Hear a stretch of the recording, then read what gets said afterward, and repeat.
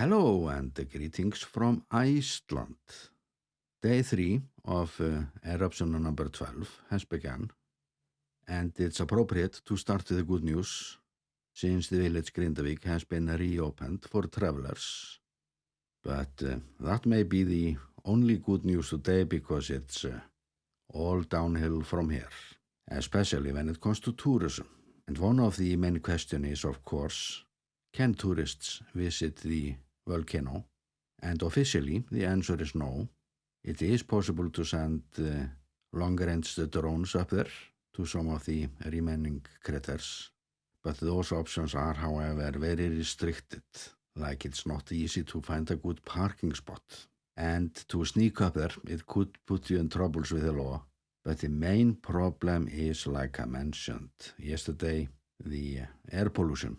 And Professor Þorvaldur Þórðarson was this morning warning against air travel, and United Airlines are definitely on his side because they cancelled 2 trips to Iceland yesterday, although the international airport remains open, and that has to do with the fact that it is the airline's responsibility whether they fly to Iceland under those circumstances.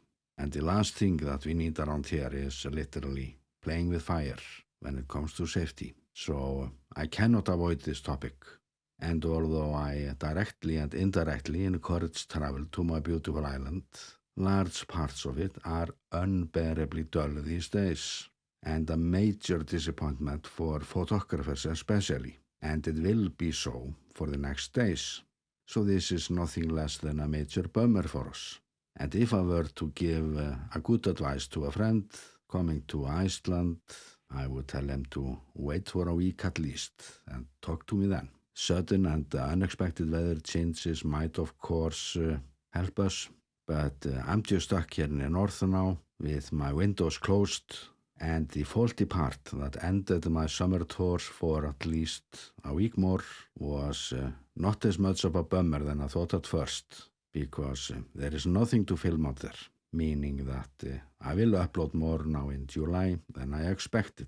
So this is nothing like the good old volcano tourist days when we all had a good campfire together. What we are having is simply way more air pollution problem than we have ever seen before, and it's nationwide this time. And when will this eruption be over? That is a big question. And looking back, I believe we have still room for surprises, like it was the eruption in April last year that left us with one crater going on for weeks.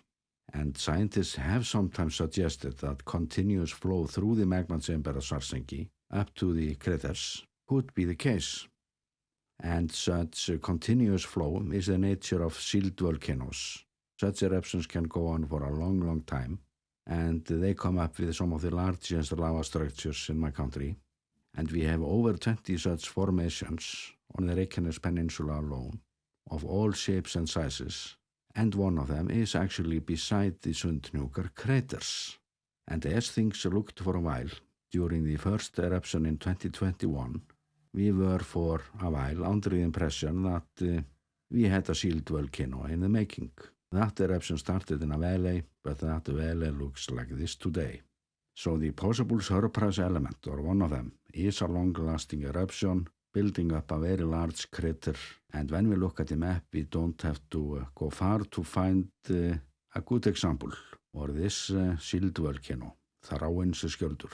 And one of the first questions I had in 2021, when I was making some of my first videos about this, was whether if old Þráinsskjöldur volcano was simply just waking up.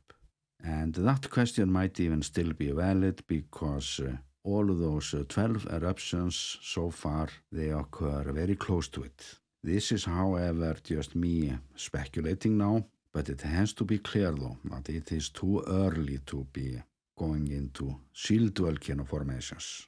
Those few remaining craters, they might fade out today, but I have to say though, that the one that I've been looking at this morning is way more powerful than I expected after this time. So as things look to me, it is just too early to say that this will be over tomorrow or even in the next days.